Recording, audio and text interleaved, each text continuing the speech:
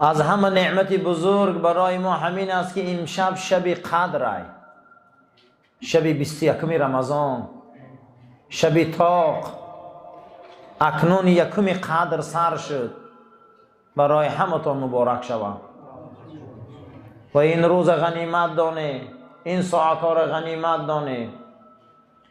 یکی سوره دخان، یکی سوره قدر، اینا برای سوره قدر بحث میکنن، شب قدر بحث میکنن. حتی که پیغمبر به این عقل کل، به این بهترین علم، نازنین خدا و ارکه خدا، به این قدر بزرگی و منزلت، به این قدر مقام و مرتبت، بینین که و ما ادراک ما لیلة القدر. ای پیغمبر تو هم نمیدانی که لیلة القدر چیه؟ به این قدر بزرگیش خداوند پیغمبر امر میکنه که آیا میدونی؟ تو نه نمیدونی. یعنی که در درگاه خدا سیرایی بوده که ما نمیدانستیم. همه چیز به خودش قدر منزلت داره. یکی از قدر منزلت های این شب همینه که 1000 ماه عبادت. برای قدر منزلت کمی از قدر منزلت بین یکدیگری ما صحبت میکنیم. حضرت علی کرم الله وجهه فرمودیند که خداوند قدر و قیمت و حقوق بنده هاش از قدر و منزلت خودش 100 درجه در پیش مونده بوده. برای همین در سری قبر میپرسند که حق الله یا حق العبد. حق الله خدا میبخشه، حق العبد اگر کسی را آزار و غیبت و شکنجه و ضرب دادگی باشه و یا پول امانت گرفتگی باشه آورده ته که حق العبد خدا نمیبخشه. حضرت علی گفته بودند که 500 درجه حق العبد از حق خدا پیش است.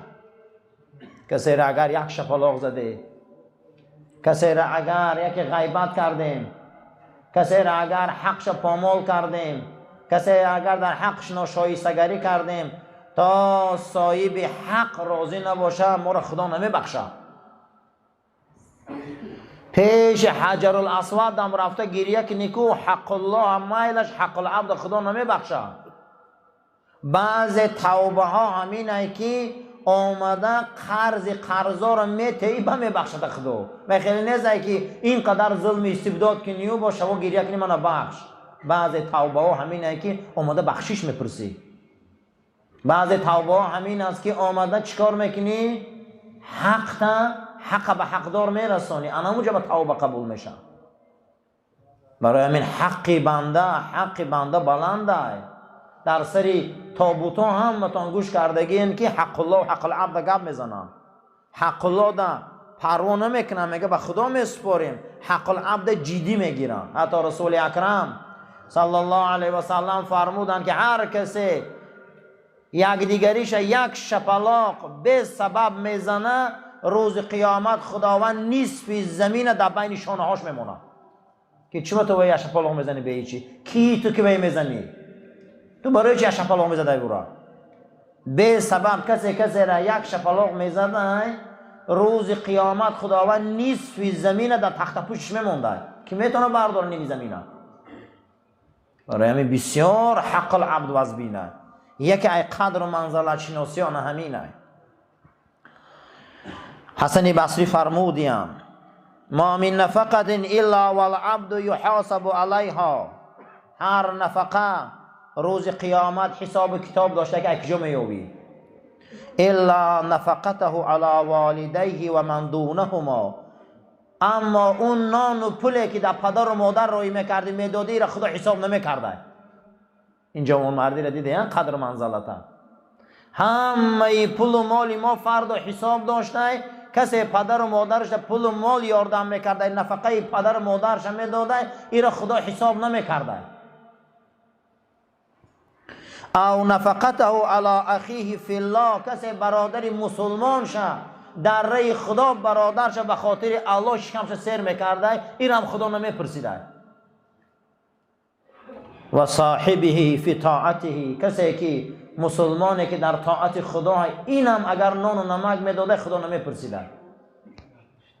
فانه رویه ان الله سبحانه و تعالی یستحی ایحاسبه علیها. در یک روایت دیگر آمده بود است که خدا حیا میکرده که کسی پدر و مادرش بانی میکنه، کسی برادری در راه دینش کمک میکنه، کسی به خاطر خدا برادرش افطار میتیه، خدا حیا میکرده که او را حساب کنه روز قیامت. برای همین انا اینه قدر و منزلت، انا اینه برادری، انا اینه شجاعت، انا اینه اسلام. و کان یقول لیس من المروءة ان یربح الرجل علی اخیه. پیغمبر خدا صلی الله علیه و سلم فرمودند که حسن بصری گفتند هیچ کس جوانمرد نگوه که وقت جوانمرد به خاطر فایده دوستی کنه. کسی به خاطر فایده دوستی میکرده و شما جوانمرد نگفته رسول اکرم. نخواه که مسلمان، جوانمرد مسلمان به خاطر چیزای دنیاش ده قدیم مسلمان جوره شود. ما را اشهد و لا اله الا الله و ان محمد رسول الله دوست کرده گیاد. نه این پول دنیا، نه این مال دنیا، نه این چیز دنیا، نه این خواهر و نه این اپا و نه چیزه. ما را کلمه توحید مسلمان کرده گیاد. ما را کلمه توحید منزلت داده گیاد. ما را کلمه توحید دوست کرده گیاد. کسی که کلمه توحید حرمت نمیکنه، کسی برادری مسلمانش حرمت نمیکنه، قسم بخدا او جوانمرد نیست. این رسول اکرم فرمودند شما او را مروت جوانمردی ندانه، همون انسانی را که چیکار میکنه به خاطر ریبح فایده برادری مسلمانش خیلی دوست میشود. روز حجت الوداع رسول اکرم صلی الله علیه و سلم آمده بودن رو به روی کعبه. حجت الوداع حج هست که 6 ماه بعد این حج پیغمبر ای دنیا میگذره. این حجت الوداع میگن در اسلام. جناب پیغمبر صلی الله علیه و سلم در حجت الوداع گرد خانه خدا دور زدند. در همه حج فرضی یکی از دور بلال میبینند که بلال هم احرام بستگی در این گرمی ها، میگه لبای بلال خاک گرد خانه خدا میگه طواف کرده است. جناب پیغمبر میبیا بلال آغوش میکنه و نگاه میکنه رو به روی کعبه، نگاه میکنه کعبه را. حدیث ابن عمر روایت میکنه، میگه ای کعبه، ای کعبه، قسم به نام خدا ایتر بلال بزرگای. قسم به نام خدا میگه ای کعبه ایتر بلال بزرگای. ترا بابام ابراهیم امارت کرده اما بلال خدای ابراهیم امارت کرده. امروز بین ما منزلت نموده دیگه. حضرت ابوبکر صدیق 400,000 تنگه طلا در همون زمان اسلام آوردگیش داشته. 400,000 تنگه طلا را علما حساب کردن در این زمان قریب 500,000 دلار میشد. همون زمان همین پول داشته. تمامی انمون مسلمان هایی که از دست مشرکین عذاب میکشیدن همه را خلاص کرده گرفته بم پول. یک تاش میگه می بلال بود. وقتی که ابو جهل آمد گفت که ابو بکر اگر تو گفت چی برای این حبشی سیاه قد بسیار پول میتهی، تم دو تنگت میره خلاص میکردم. گفت اگر قدر منزلت ایمان بلال میدونستی که این دنیای چه ده پیشین. امروز قدر منزلت در بین ما به حد پس شده. قدر منزلت در بین خودمون پس شد. از کجا بدین ما رو حرمت کنن؟ ما منزلت نمون دیگه. شما هر کسی ای کسی به خاطر فایده جورگی میکنه، دوستی میکنه، قسم به نام خودم بزرگا گفتن که بنانی نام بده از در بیرونش سرش کنه برای دوستی نکنه. قدی خیلی بودم دوستی نمیشم. پیشتر مسلمانان خیلی نبودن. میگه در زمان جنگ احد 18 تن ای صحابه زخمی بود، از معرکه جنگ بیرون برآوردنش. یکی را میگه روده هاش برآمده بود، یکی را استخوانای پاش، یکی نیزه ها در بدن رس کردگی. همین حالت سعد ابن ابی وقاص میگه یک تاش صدا بلند کرد که آب.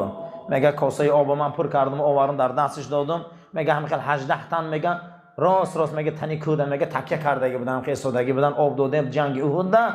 میگه اینه میگه آب در لبش برد. میگه اینش نگاه کرد که شاید گفت که اینش ایمان تشنه‌تره، اینش میگه یگان تشمو آب ننوشیدن 18 تن شهید شد. میگه آبم خیلی مون. الله اکبر. اما امروز ما نانی مسلمان ایدنش کنده میگیریم، فرزندای او را غم میتیم، او را فقیر میکنیم، او را چه دبلاها گرفتار میکنیم. و یا این گونه محبت داشتین که امپریای روم و فارس باز اونو غلطوندن. بین ما امروز خیلی صفمون زیاده و تعداد نمازخوانمون زیاده، اما محبت قدر ناله. ما قدر محبت نداریم. شب قدر آمدیم، بیا اول قدر خمون دونیم. رسول اکرم صلی الله علیه و سلم فرمودند من لم یرحم، کسی اگر رحم نکنه بر کودک، کسی اگر رحم نکنه بر کودکی ما، کسی اگر حرمت نکنه عالمی منه، کسی اگر احترام نکنه بر آدمی موی سفید و ریش سفید، امتی من نیست. و گو لیس منا، گو این ای امتی من نیست. گفت برای همین امروز قدر منزلت خیلی بین ما پس شد. او صحابه این خیلی قدر منزلت داشت، او صحابه خیلی یکدیگر را دوست می داشت، او صحابه این خیلی حرمت میکرد.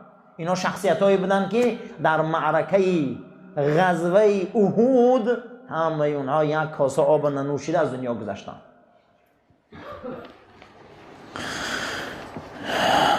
احذر ممن نقل الیک حدیث غیرک فانه سینقل الی غیرک حدیثک.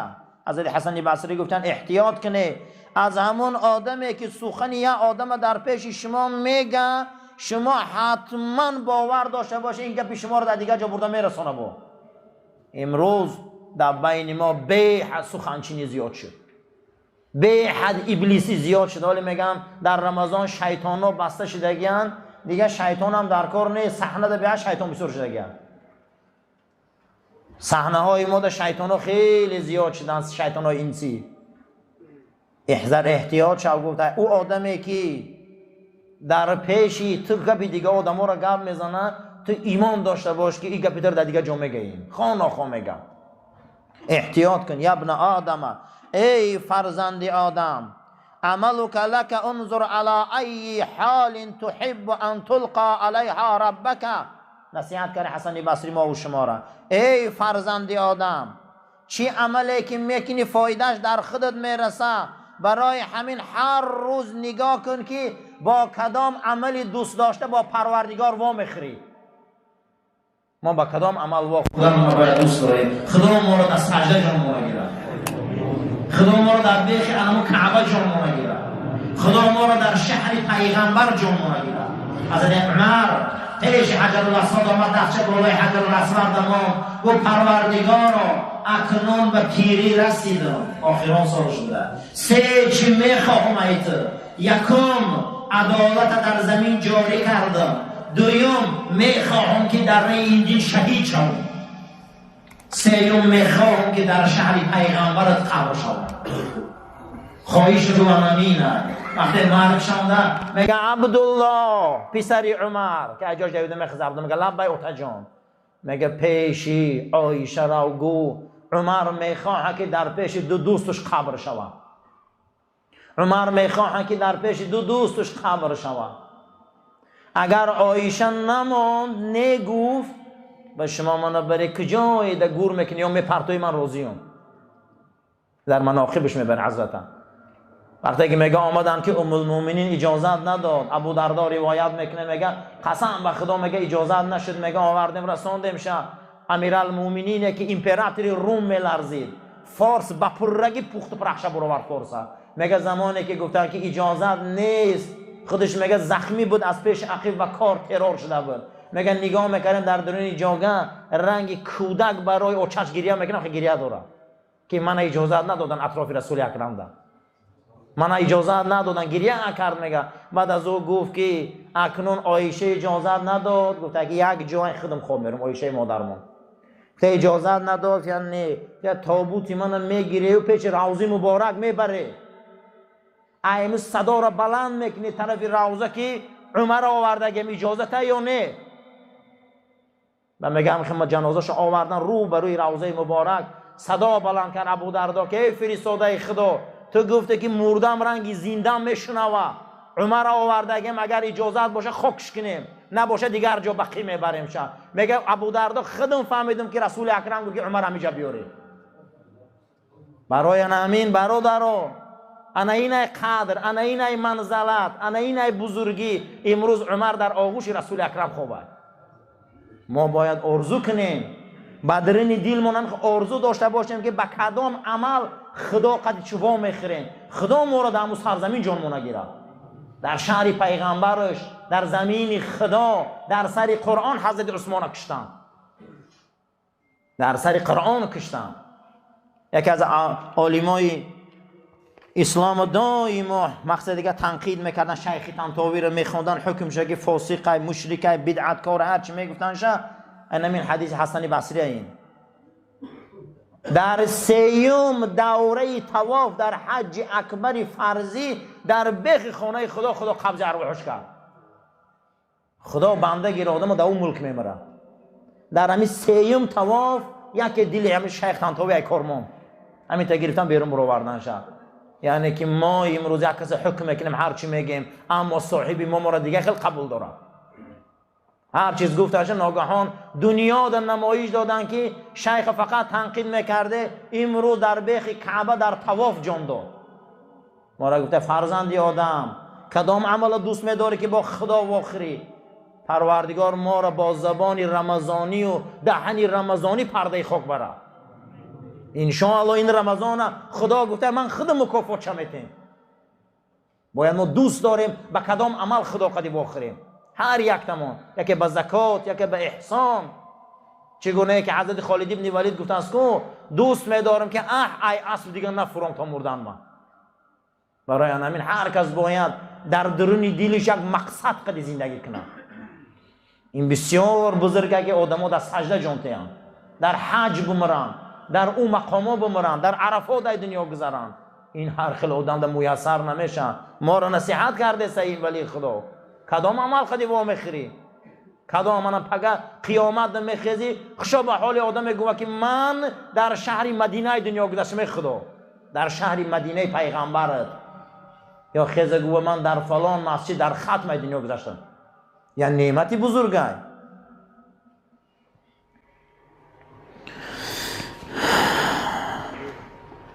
واصل اسقانی اوغلی پیغمبرimiz sahabasi aytdilar ki men payg'ambarimiz sallallohu alayhi vasallamga quloq soldim ki payg'ambar aytdilar, har inson bomdod namozi o'qiydi, joyiga o'tiradi, 100 marotaba qul huvallohu ahad surani o'qiydi, hech kim bilan gapirmaydi, qul huvallohu ahadni o'qigan vaqtiga 100 marotabaga duo qiladi, Parvardigor hamma gunohini mag'firat qiladi, yangi onasiga tug'ilibdi. Allohu akbar. Yangi onasiga tug'ilibdi, 100 marotaba qul huvallohu ahad bizlarni gunohimizni hammasini qo'ydiradi. Qachon vaqt? Bomdod vaqtga. Ammor Shabibni o'g'li rivoyat qiladilar-ki payg'ambarimiz aytdilar, har inson aytsa la ilaha illalloh vahdahu la sharika lah, lahul mulku va lahul hamdu yuhyi va yumit va huwa ala kulli shay'in qadir. Wen marotiba shuni shom vaqtiga o'qisini aytsin, Parvardigor bu insonga maloyik beradi, shaytonga bu inson bu maloyik nima qiladi? Qarovullik qiladi. Allohu akbar. Maloika beradi ki shaytonni qo'ymaydi ki bu insonga kelsin, iblisni qo'ymaydi.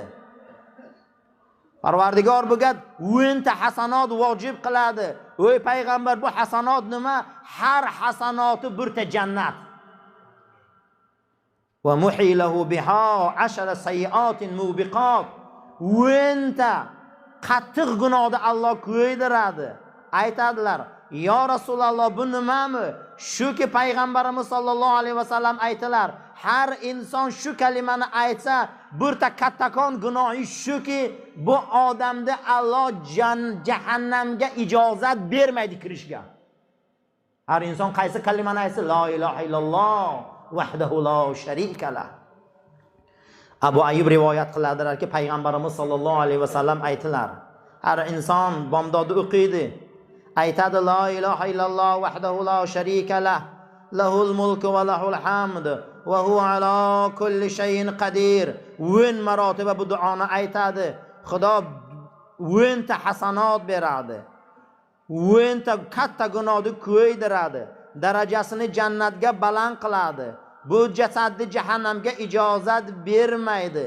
Bir sahoba terkeli qanoqa bo'ladi yo Rasululloh.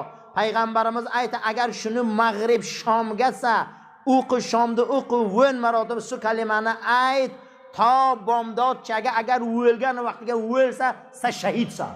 Takbir! Allohu inson bu kalimani aytadi shomga, la ilaha illalloh vahdahu la sharika la, lahul mulku va lahul hamd. Shu bilan agar o'lsa shahid bo'ladi. Hadisda Imom Ahmad rivoyat qilibdilar. Boshqa hadisga payg'ambarimiz sollallohu alayhi vasallam aytdilar. Har inson bu kalimani aytsa, la ilaha illalloh vahdahu la sharika la, Parvardigor maloika beradiki shaytonga ijozat bermaydi.